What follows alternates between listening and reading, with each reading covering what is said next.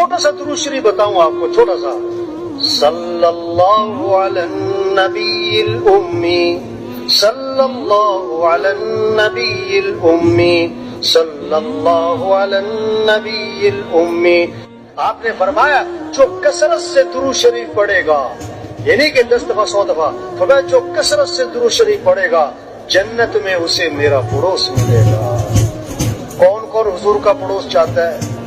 لوگ دونوں ہاتھ کھڑے کرتے ہیں، اچھی بات ہے، جذبہ ہونا چاہیے، محبت کا تقاضا یہ ہے. لیکن بھائی اللہ کے نبی نے فرمایا کثرت سے کیا پڑھو.